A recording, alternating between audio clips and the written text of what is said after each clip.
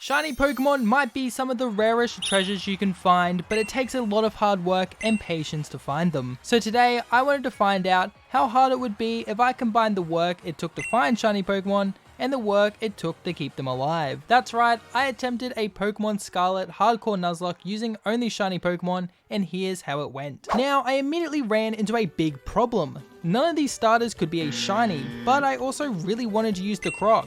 So I went over to my first Pokemon Scarlet save, where I started breeding a Lechonk from Japan and a Fuecoco from Australia. By breeding these two together, I now have a 1 in 1,683 chance of a beautiful shiny Croc, and after about 600 eggs, I hatched a beautiful pink starter.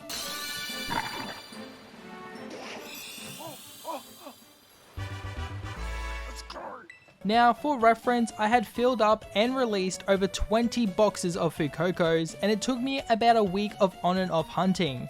But don't worry, if Coco dies, it won't be left in the PC to rot. Instead, I'll be giving away every shiny that dies in this run to my Discord. So, join down below, and hey, while you're down there, maybe subscribe and hit that like button. It would really mean a lot. I almost had to give away Coco pretty quickly as we only beat our rival with 1 HP left to spare. I do try to do another shiny hunt before the first gym, but these Smolivs were only giving me paranoia. So Coco and I headed to the first gym to take on Katie and her bug types, but Coco has a clear type advantage, and with the extra power of terrestrialization, it was a pretty quick and easy battle, but it's not going to stay this easy for long. With all the experience he got from the gym, Coco evolves into a beautiful young man with a beautiful little hat, and I knew that I could beat the next gym pretty easily with just Coco, but I wanted another shiny on the team. So when I opened my map and saw a Pawmi outbreak, I knew I just had to get my killing spree going. And after washing off the blood of 60 Pawmis, we stake out the area for about 2 hours, and then we find ourselves this little guy. Salami joins the team with a smile, but I wouldn't get too attached. Or do, I guess, because he could be yours. I was more than confident to take on Brassius, but Coco once again incinerates the gym leader. Though he does get hit pretty hard by these rocks, but return fires with more damage than Sudowoodo could handle, winning us our second badge. This however led to one of the longest hunts I've had in Scarlet and Violet. I was using the outbreak method, which lowers the odds down to a measly 1 in 1,366, which with the multiple despawns should be an easy and quick hunt. But this took me over 12 hours, which is insane for this particular method. So I was really excited when finally... Oh! Hot diggity damn! Let's go! I found him! I named our new timid friend Jitter after Jitterbug, who wished me luck on my community post, and not long after is when Shroomish appeared. And while travelling to Levincia, Salami evolves into a Pawmor, and then after getting our daily steps in, evolves into a Pawmort, which is still one of my favourite shinies. And only the worst trainer in the world would betray that smile and let Salami die. Jitter also evolves, and man, Shiny Breloom looks awesome in this game, and it's easily the favourite child right now.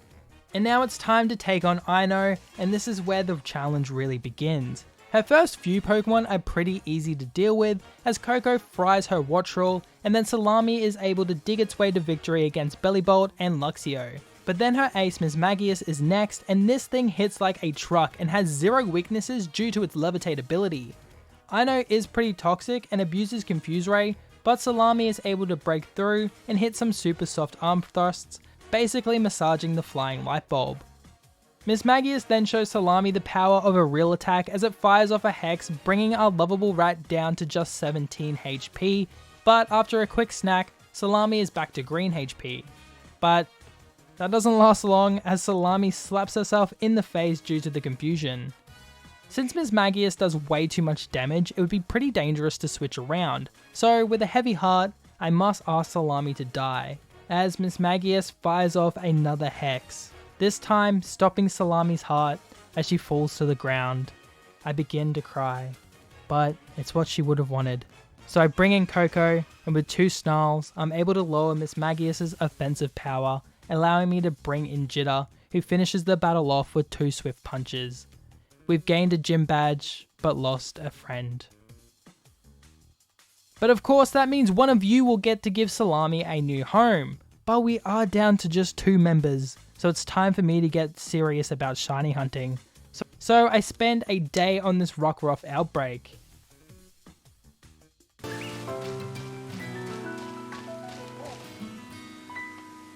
Oh, let's go. Oh, okay, save. Oh, it's so pretty. Oh, thank the Lord. Oh, wait. Oh, let's go. Oh, okay, go. This shiny is incredible, so any time spent finding this beautiful blue pupper is time well spent. I named Rockruff Millie after my own dog, making this encounter even more special. The next day I saw an incredible outbreak, Eevee, which is the first time I've ever seen one, and with the multiple options this encounter gives, it was a no-brainer. So off I went, and while it did hurt to knock out so many of these lovable guys, it hurt even more when a failed hunt from my past came back to haunt me, as I saw something off with this little Smoliv. Wait, is that a shiny Smoliv?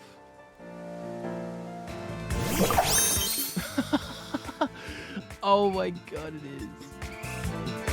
Oh. Well, not what I was, not really what I was hunting for, but... Now, I definitely wanted a shiny Eevee.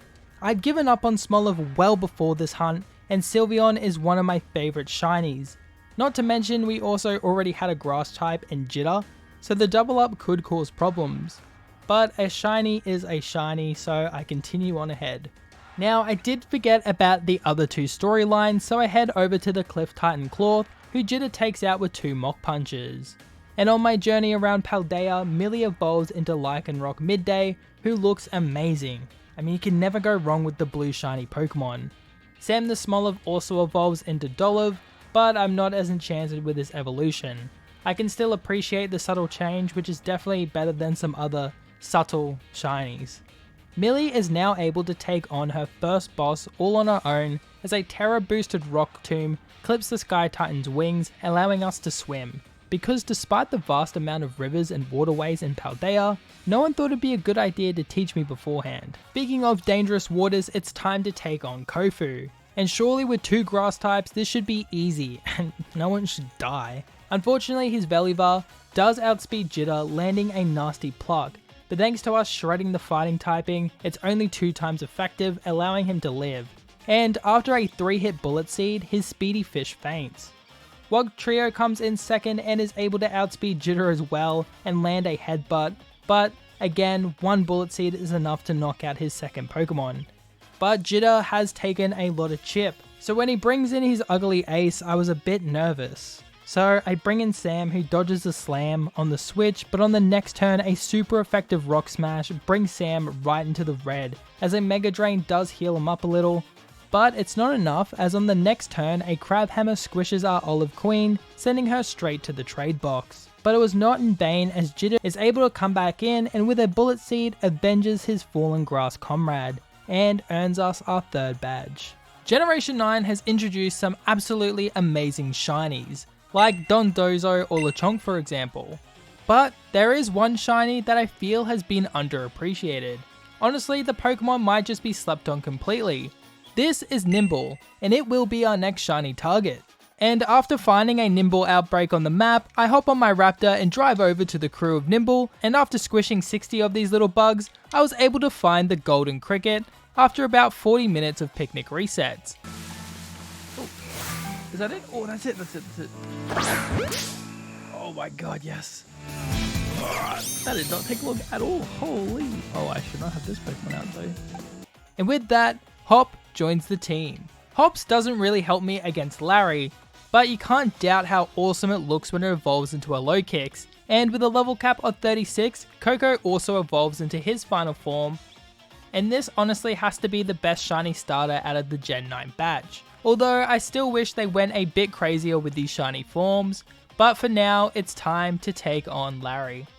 Jitter starts off the battle strong with his newly learned move Force Palm, one-shotting Kamola. Second is the Dunsparce, who does live a Force Palm and then paralyzes Jitter with a Glare. It now outspeeds and hits a nasty hyper drill, but Jitter doesn't get fully paralyzed, allowing her to land a second Force Palm, taking out the derpy Dunsparce. Larry then sends out Staraptor, who threatens Jitter with an aerial ace, so I'm forced to bring in Koko. And with Koko's new bulk, he's able to tank 2 hits and land a Torch Song, boosting his special attack. I then Terastallize just to be safe, and after tanking a third aerial ace, Koko's HP is in the red, as one more Torch Song torches his emo phase chicken. Whilst thinking about my next hunt, I saw one goofy little worm on my map, and I knew I just had to have this lovable goof on my team, so off I went to the Osoto Desert. And this hunt was kind of annoying, as they would hide in the ground, and I was always nervous that if the shiny did appear and it dug underground, it would be gone forever. But after 3 hours of hunting, I do find my blue little guy, but unfortunately my footage looks like this. I don't know what happened, but I am pretty bummed out about it, but nevertheless, welcome Toph to the team. And with a new member on the team, it's time to take on the rap legend Rhyme. This battle looked like it would be pretty easy, as both Hops and Millie had Sucker Punch, and Millie also had Rock Slide, a prominent move in double battles. So I abuse this by Terastallizing and land a huge Rock Slide on both of her Pokemon, as Hop brings Mimikyu into the yellow with a Throat Chop. Accel Rock then finishes off Mimikyu and Throat Chop takes out Banette. This leaves her with her last 2 Pokemon, including her ace Toxicity. But a combination of Rock Slide and Throat Chop take it out in one turn, deflating the Diamond Rockstar. Houndstone does land a nasty play rough, leaving Hops on just 23 HP, but one last Accel Rock takes out Houndstone, and with that I've won another gym battle without losing a team member. And now it's time to get our 6th and final member of the team, and I really wanted a Dragon type. So I ran around this area here, which spawns Gible, Noibat and Cyclozards. And I get super lucky as I see a tan lizard zooming across the field.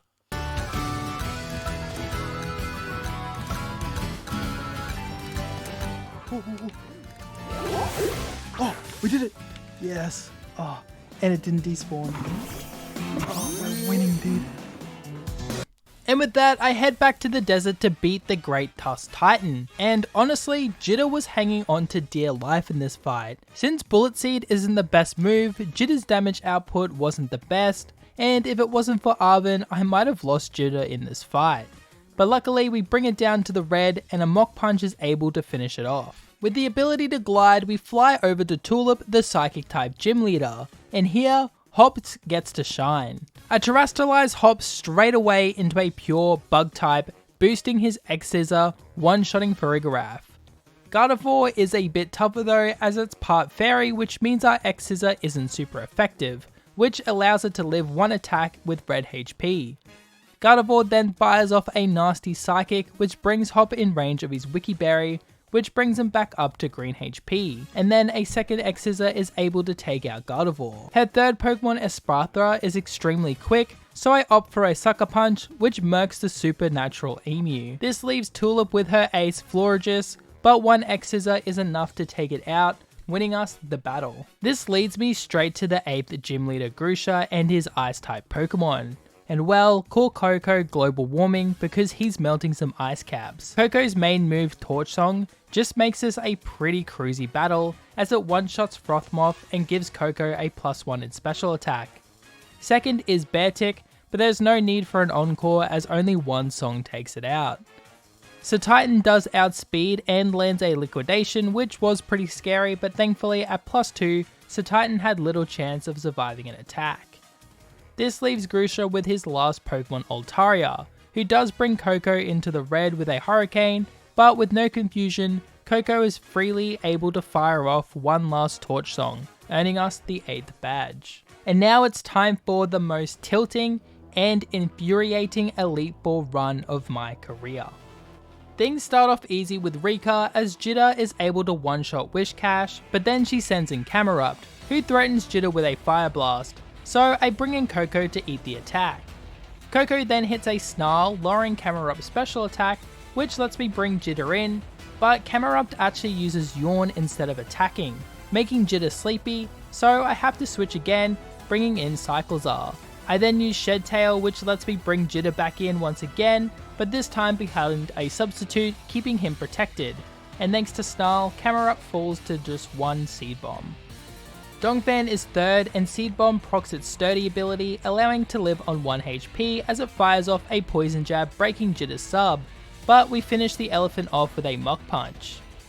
Dugtrio is fourth, but it wastes its speed and uses Sandstorm as Jitter takes it out with yet another Seed Bomb, leaving Rika with her last Pokemon, Clodsire. But after losing its poison typing, Jitter is able to one-shot it with a Seed Bomb, and from here, these fights only get more and more painful. Next is Poppy, and this time I start with the Shed Tail strat as I lead with Toph, who gives Coco a nice and cozy substitute to hide in as Copraja uses Stealth Rocks. Coco lands a Torch Song the next turn, but it's just shy of claiming the knockout as his sub is broken by a critical hit high horsepower. But we get to +2 on the next turn and finish off yet another elephant. Bronzong is second, and I'm not taking any chances as Coco terrestrializes, boosting his fire type moves, guaranteeing the knockout with another Torch Song. Third is Corviknight, who gets one shot, but then Magnezone comes in, and this is a bit trickier since it has Sturdy and can't be one shot. So Coco fires off a Snarl to lower its special attack, but it just sets up a light screen. But that can't keep it safe as Torch Song takes Magnezone out, and last is Poppy's Tinkaton, who outspeeds and lands a pretty nasty Stone Edge, but a fully powered Torch Song is able to one-shot the Hammerlord even behind the light screen. Now, this next battle tilted me beyond belief, and you'll see why. It starts off well as I get Shed Tail off without any issues. Millie then lands a boosted Rock Slide, one-shotting Larry's Tropius. Second is Staraptor, and another Rock Slide one-shots his former ace. But here's when the problem starts. I miss the first Rock Slide as Altaria fades the sub. I then miss the second Rock Slide as well, and Millie is forced to tank a Dragon Pulse. And I miss a third Rock Slide. I now don't trust anything in life, and I'm looking to switch, but Altaria is actually kind of really annoying for my team to switch around into. I bring in Breloom to try and bait a flying type move, so then I can bring in Cyclizar, but it fires off a Moonblast, forcing me to switch again. This time I bring in Coco, who makes Altaria drowsy with a Yawn, but the damage is adding up from Dragon Pulses, as I'm able to lower its special attack with a Snarl. Now I can bring in Toph as Altaria falls asleep, and I Shed Tail into Millie, and of course Altaria wakes up straight away. I set up a Howl though for a boosted attack stat, as Altaria breaks Millie's substitute. Now, surely we don't miss a fourth Rock Slide. And I don't! I then hit another Rock Slide, taking Orichalcum out. But then last is his Flamingo, and I miss a fourth Rock Slide this fight. God damn it, man. As Close Combat then takes out Millie. I bring in Coco, who sidesteps a Brave Bird, but Torch Song isn't enough to take the Flamingo out. I can't really switch, so I pray Coco can take a hit, but he can't as Brave Bird kills my starter. So, Hop is the last soldier of the battle, and he finishes it off with a Sucker Punch. That was super tilting. So now I'm up to Hazel, but I've only got 4 Pokemon left. I tried to use the Shed Tail strat, but Noivern has Super Fang, which brings Toph to half HP, which is how much HP Toph needs to shed her tail. So I'm forced to let Toph die to a crit Air Slash and Dragon Pulse. I then bring in Cyclizar and I use Shift Gear, boosting his attack and speed, as Noivern's Dragon Pulse brings him down to 10 HP. From here I Terrestrialize and one-shot Noivern with a Dragon Claw. A second Dragon Claw takes out Hazel's second Pokemon, but it poisons Cyclizar, but thank God for Shed Skin because it cures it, saving its life.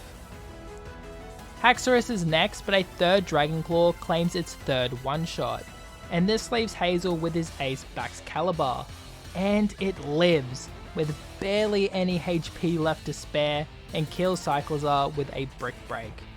I'm able to Revenge Kill with a Mach Punch from Jitter, but now I'm down to just 2 Pokemon for the champion. And now it's time to take on the champion, but can our 2 little heroes conquer the odds and save the run? Let's find out. Hops is able to one-shot a Sparthra with a Sucker Punch, and then second is Geeta's King Gambit, but a 4-time super effective Axe Kick one-shots the Seeded King. Third is Go-Goat, so I Terra with Hops, confirming the one-shot with X-Scissor.